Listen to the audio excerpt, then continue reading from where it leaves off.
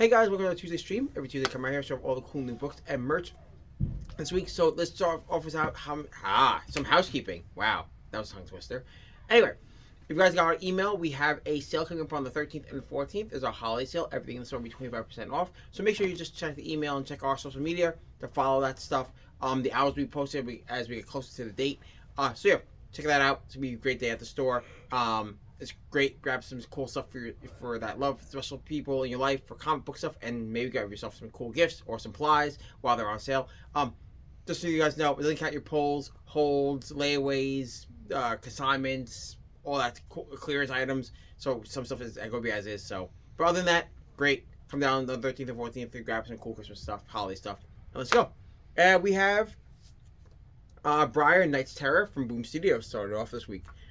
Briar Knight's Terror is a sequel to Briar, which is a retelling of the Sleeping Beauty story with more high fantasy and LGBT content and like cool crazy stuff. Instead, Briar Rose, Sleeping Beauty, are woken by...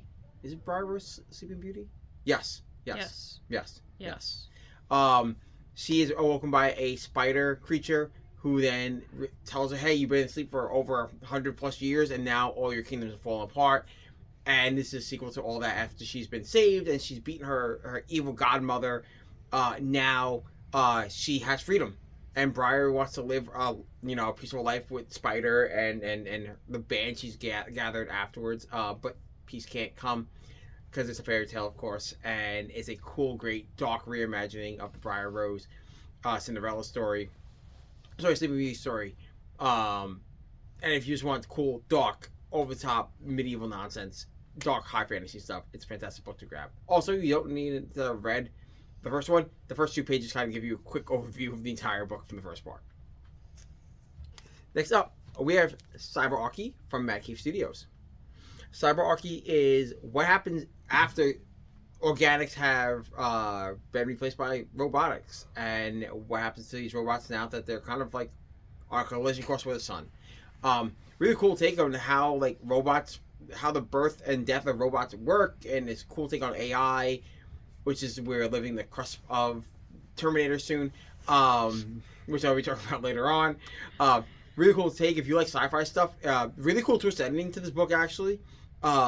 Really fantastic. I like the story of how these robots deal with the idea that they're going to die in 24 hours, and how this robot civilization survived and how they thrive and what's happening in those final moments. Really great book. Really dark. Really deep. If you just like cool like philosophy, kind of like what happens at the end of what will humanity. It's a reflection of what humanity might do in its final 24 hours if they know it's coming and they can't stop it. Really cool take on what's the difference between AI and general sentience. Really cool like sci-fi stuff. If you like things like not L. Ron Hubbard. Oh my goodness, I'm spacing on his name. Philip Dick. Besides Philip K. Dick, and he wrote iRobot. Oh. Why are we both spacing on like the I don't remember his name, but yeah. Asimov. Thank you. Oh, Isaac Asimov. Yes. The father of like modern sci-fi. I'm like spacing at it. I'm like, oh no, and I write sci-fi stuff. Oh no. I feel like things like Asimov and cool out there sci-fi stuff. It's a fantastic book to grab. Next up is Dark Souls, Mother of Mourning from Titan Comics. Just like all Dark Souls books, Dark Souls they are all canon to the lore of the Dark Souls books, like the regular novels, the prose novels, and the video game. So if you've done one or the other, these all take place within the Dark Souls universe. What's really cool about this is that if you haven't read those novels or if you haven't played the video game and you're just into like dark fantasy books, these are great to grab because they are kind of like in the corner of this world. This story is happening while other stuff has been happening before or after or at the same time, concurrently across the entire Dark Souls Earth. So if you just like cool dark fantasy stuff. Again, sometimes I think every week has a weird theme to it. Last week was... I forgot what last week's theme was. This one seems to be like high fantasy. So yeah, really cool if you like high fantasy. If you dark fantasy books. Sorry, dark fantasy, not high fantasy. Dark fantasy books. Mother of Mourning is a great book to pick up. Next up is DCKO Superman. DCKO Superman versus Captain Atom from DC Comics. Ooh. Ah, sorry, buddy. Shh, quiet. No one's supposed to see you. It's a secret. DCKO Superman vs. Captain Atom is part 1 of an 8-part miniseries that is part of DCKO.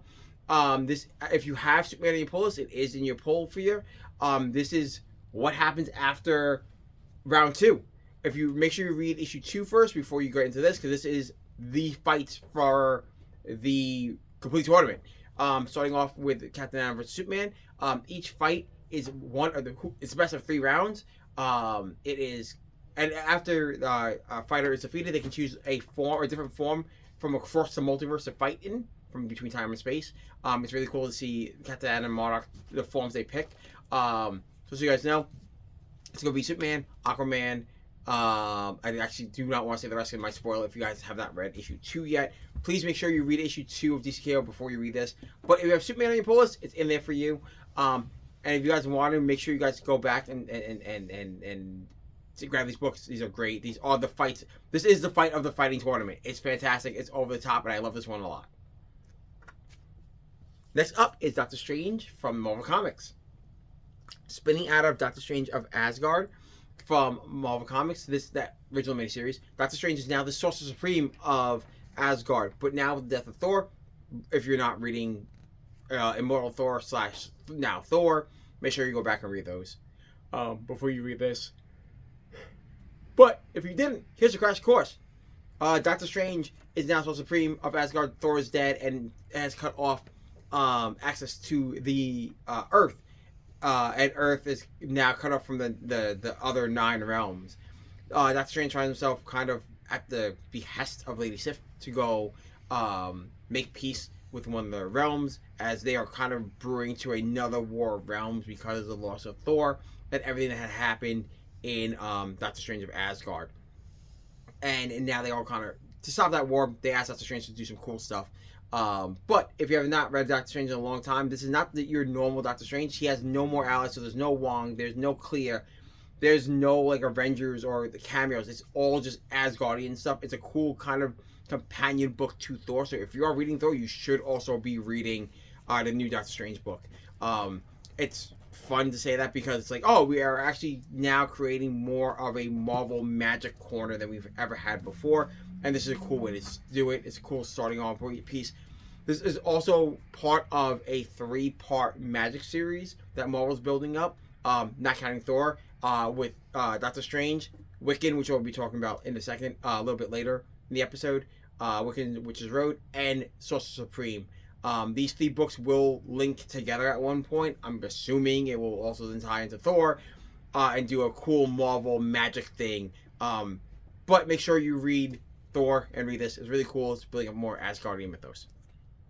Next up is Dread the Halls from Image Comics.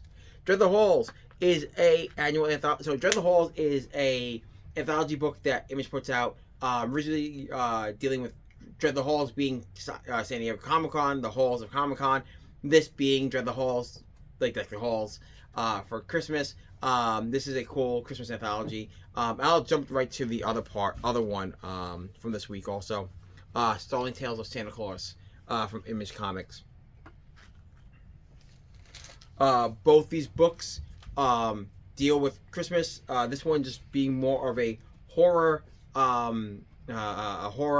anthology with Christmas themes, while Startling Tales is more of a kind of Christmas around the world book.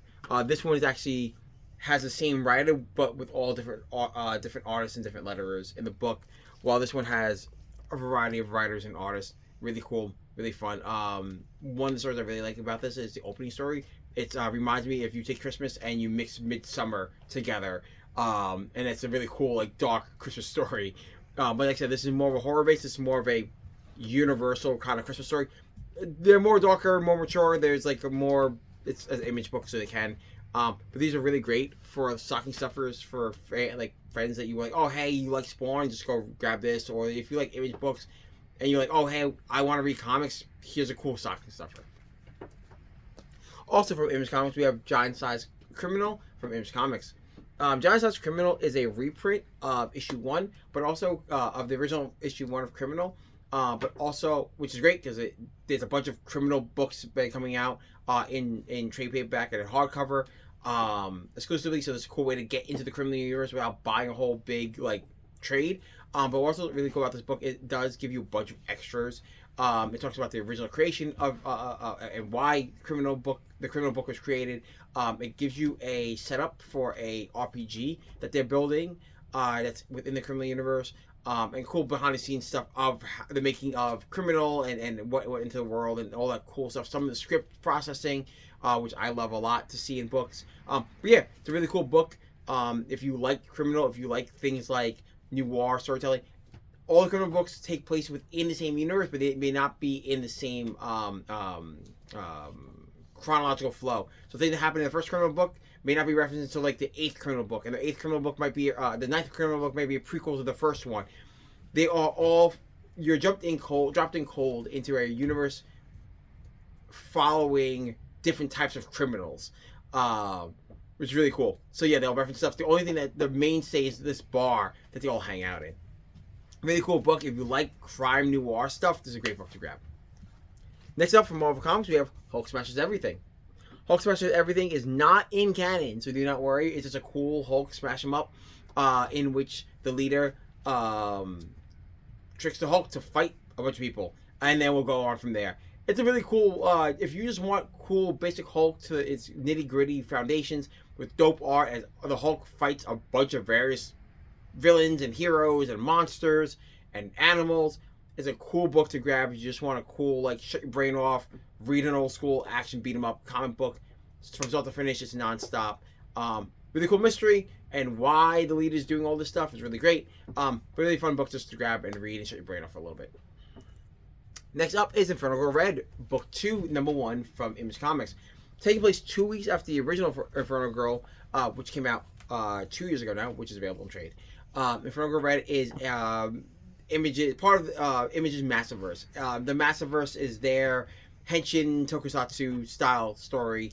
Inferno Girl Red is about a younger girl named Cassia who's protecting a city known as Apex City in this far future Earth, because it's not set in the current Massiverse. It's like a parallel Earth to current Massiverse stuff. Yeah, but she is their singular hero with ties to things like Medieval Spawn, and Rogue Sons, and which we might see later on in 2026.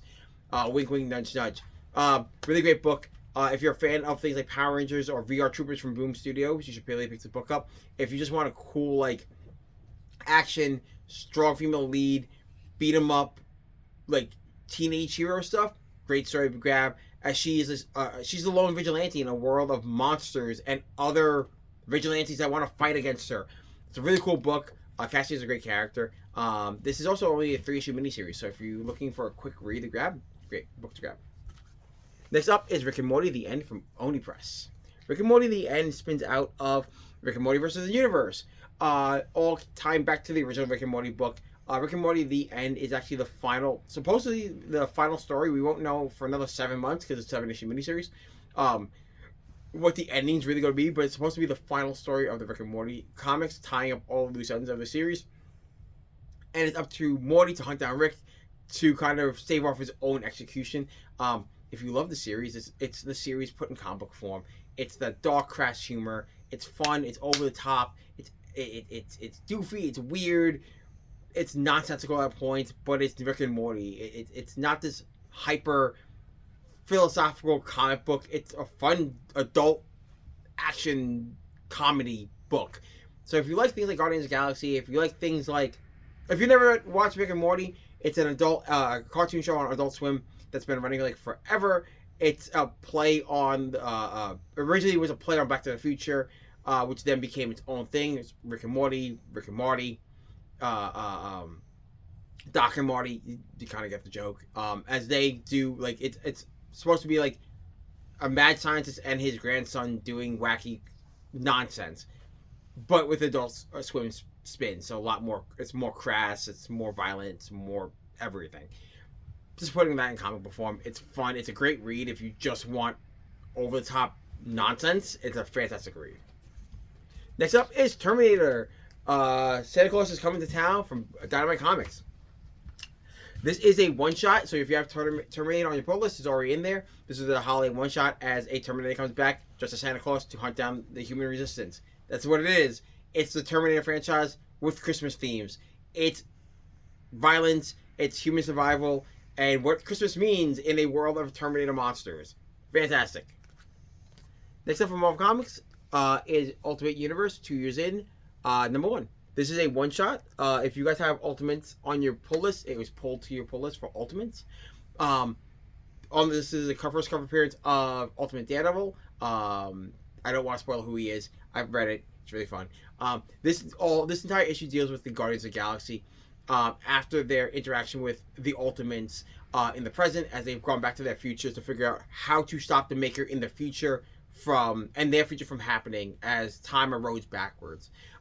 Really heady cosmic stuff. It feels like I'm reading a John Hankman book, but it's not. There's camp. Really cool. I really like this book a lot because I like the Ultimate stuff. But to see the universe is ending backwards, which is going to bring them towards the present, which will then all meet up in Ultimate Endgame. Everyone said, it can't be ending with the reading, with this coming out. There's reasons why now we could say the Ultimate Universe might be ending permanently. Why, we don't know. This book gives you a lot of hints of what's coming forward, why the future may be messed up. But it's really cool. We get to see a lot of new takes on a lot of Ultimate characters here. Kid Omega, Phoenix, Daredevil, of course, and a bunch of them. Really cool book. Definitely grab this if you can. And finally, for our singles, we have Wiccan, The Witcher's Road. Like I said before, this is part of the 3 Magic series that are coming out from Marvel Comics, and the final one will be Sorcerer Supreme, which I think comes out in a week or 2. Really cool. So Wiccan spinning out of Imperial as Wiccan and Hulkling have left the Alliance, which has fallen apart. Now we are in the Union. They are now crash landed on what we think is Earth, maybe where Wiccan's magic has gone on the fritz. Hulkling is clinging to life, and if you guys don't know what the Witch's Road is from Agatha All Along, which is part of the MCU, which is a path which you can travel to gain more power, or to gain a wish, or something, some sort of MacGuffin at the end. And normally gains more power. They've adapted that show into this comic book without Agatha in it, and all that fun stuff that goes along with that. Really cool. There is an Agatha-like character, which I will not spoil for you guys because Agatha will be in Sorcerer Supreme. Really cool. I like Wiccan a lot as a character. Seeing him grow from a young Avenger to this is actually a lot of character growth that we don't really see in most modern comics, so it's really cool to see him go from a young teenager to a god, pretty much, and you watch him grow through time. So it's really cool. If you like Wiccan, grab this book. Like I said, I recommend grabbing this, Doctor Strange, and then I think in a week or 2, Sorcerer Supreme, and you'll be building the corner pieces of Marvel's Magic Universe. So our trades this week, we have Sonic Prime. This is from IDW. This is based on the Sonic Prime cartoon show that's on, I want to say it was on Cartoon Network. Oh no, Sonic Prime is the Netflix show. I think Sonic Boom looks like Sonic Boom. That's why. Sonic Boom is the Nickelodeon show. Sonic Prime is the Netflix show. Thank you for whispering it. You didn't have to. You just called me out of my business. And you saw on the cover. That's the only reason I know that. Anyway, based on the Netflix show. Yes. Sonic has to... it's cool multiverse stuff. This prison shard has exploded, and it creates a bunch of different realities of all of Sonic's close friends. Amy Rose, Knuckles, Tails, Rouge the Bat, and Big the Cat in this version. And you get to see a bunch of different versions of Eggman as the multiverse, as Sonic has to put the multiverse back together. Watch the show. It's really cool. And if you don't have Netflix, it's a great way for kids to watch and enjoy the comic and more Sonic stuff. We also have Deadpool kills the Marvel Universe one last. Deadpool kills the Marvel Universe one last time. This is the final piece to the official killology, at being Deadpool kills Marvel Universe, Deadpool kills Marvel Universe again, and then Deadpool kills the Marvel Universe one last time. They got rid of Killustrated out of that line. And this is about the same Deadpool characters that we saw from the first one all the way through the end, as he now takes it to a multiversal range. going after the Marvel characters that are threats to the multiverse. It's really cool. Different takes on different characters that we haven't seen in a long time. It's a really cool book if you like Deadpool, especially if you like that ultra-violent Daniel Wade comedy stuff of Deadpool. It's a great book to grab. Also for Deadpool fans that are like, oh hey, we don't have a Deadpool book right now, and I want to get something and want to read something before the Wade Wilson Deadpool book comes out. This is a great book to grab for collection. And we have Teenage Mutant Ninja Turtles 35th anniversary. This is actually based on the movie, the TMNT movie, original 80s movie. It's an adaptation of the 90s movie. Great for Turtles fans. For most people that know, I'm 37. I'm 36 years old, so I got to watch the original Turtles movie, not as a child. I mean, as a child. Really cool. I loved it a lot. It's really cool to see it as an adaptation in the comic book form, in the Eastman and Laird look of the original 1990 Mirage, 80s Mirage art style. Great as a Christmas gift. Great for all Turtles fans that want to just grab this book and just read it and have a good time. And we have one more special book this week. We have this big limited edition collector's version, Christmas with the superheroes, which was printed in this treasure edition size. I saved it for last because it's at the bottom pile. It's a really cool throwback. It's a cool holiday story. Just to kind of like, it reminds us. I have an old. My brother-in-law got me a couple of years ago an old record, which was the original audio dramas, Christmas specials for audio an audio drama for Superman, Batman, and Wonder Woman. And every year I listen to it with my daughter, and I love listening to the old audio drama. But I like this. It brings me like that. Listening to that reminds me of things like this, just old school, like kick back, relax, lights down, just like, and enjoying a cool Christmas special. Like that's why I liked the Holiday Spectacular so much from Spider-Man 2 weeks ago. I like those cool classic Christmas specials, and this is that. And I recommend it to everyone. I know the size is big, but I definitely recommend it if you just want a cool gift to treat yourself, and like, hey, it's Christmas Eve and all the gifts are wrapped, and I can have a nice like hot toddy and sit in a chair and just like read a comic book, and not one of my other comic books. This is a cool book to just kick back and enjoy the holiday with. And guys, that's it. You can check us out on our website, androidscomics.com, where Ant's putting stuff on there all the time. Check out the Instagram page, androids_comics, and our X, androidscomics, where we put all stuff that doesn't make the show. Things like the sale flyer that's on there. And our Facebook at Androids Amazing Comics on Facebook. And guys, I'll see you back here next Tuesday around the same time. And hopefully I will see you guys in store, in person, on December 13th and 14th. I'll see you guys then. Bye.